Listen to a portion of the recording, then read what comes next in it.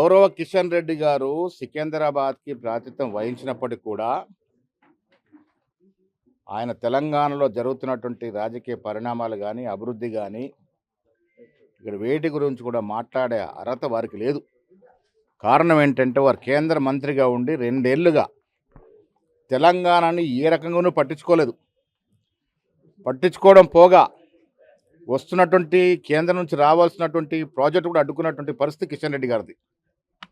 అది మెట్రో కావచ్చు, మూసీ నదికి ప్రక్షాళనకి నిధులు కావచ్చు, 4వ సిటీకి రావాల్సిన నిధులు కావచ్చు, ఇతరత్ర కార్యక్రమాలు ఏవైనా ఒక కేంద్ర మంత్రిగా తెలంగాణ నుంచి ప్రాతినిధ్యం వహిస్తూ తెలంగాణ మీద పెట్టాల్సినటువంటి శ్రద్ధ ప్రేమ పెట్టలేదు. ఇవాళ వారు తెలంగాణ గురించి మాట్లాడితే ప్రజలు జీర్ణించుకునే పరిస్థితి లేరు. తెలంగాణలో కాంగ్రెస్ ప్రభుత్వం రేవంత్ రెడ్డి గారు ముఖ్యమంత్రిగా 2 సంవత్సరాల్లో అభివృద్ధితో పాటు సంక్షేమం ఇచ్చి ప్రజలతో శబాషి కొట్టించుకున్నాం. దాని కారణంగానే జూబ్లీహిల్స్ మేము గెలవడం, కిషన్ రెడ్డి గారి బీజేపీ పార్టీ డిపాజిట్ కోల్పోవడం జరిగింది. దీని అర్థం ఏంటంటే ప్రజలు స్పష్టత ఇచ్చారు.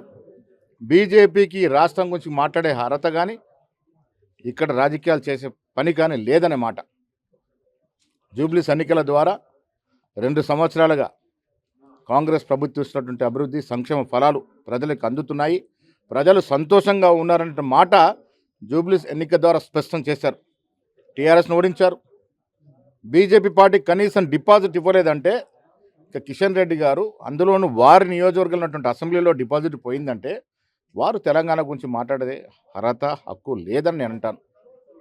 గౌరవ మంత్రిగా ఉండి కూడా రాష్ట్రానికి రావాల్సిన నిధులు కానీ విధులను ఎక్కడ తీసుకొచ్చినటువంటి పరిస్థితి లేదు.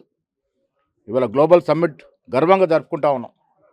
2 సంవత్సరాలుగా ఇచ్చినటువంటి అభివృద్ధి, రోడ్లు, మెట్రో, 4వ సిటీ, RRR రోడ్డు, దాంతోపాటు సంక్షేమం, పేద ప్రజలకు అందాల్సిన సన్నబియ్యం, రేషన్ కార్డులు, ఇందిరమ్మ ఇల్లు, రైతులకు అందాల్సిన రైతు భరోసా, రైతు రుణమాఫీ, ఉచిత బస్సు ప్రయాణం ఇవన్నీ కూడా ఇచ్చి ప్రజల మెప్పు పొంది ఇవాళ ప్రజల ముందు గర్వంగా 2 సంవత్సరాల పండుగ జరుపుకుంటా ఉన్నాం.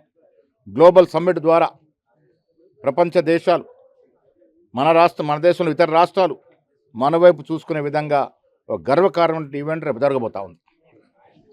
అరకొర నిధులు కేసీఆర్ గారి నిర్వాహకం వల్ల 8 లక్షల కోట్ల అప్పుతో మాకు రాష్ట్రాన్ని ఇస్తే అప్పుకు వడ్డీ అసలు కడుతూ కూడా మేమిచ్చినటువంటి 6 గ్యారెంటీలు కానీ ఇతర హామీలు కానీ దాంట్లో 80% పైగా అంశాల్లో ఇవాళ మేము ఉత్తీర్ణ సాధించాం, ప్రజలకు ఇచ్చాం. ఇంకా 3 సంవత్సరాల సమయం ఉంది.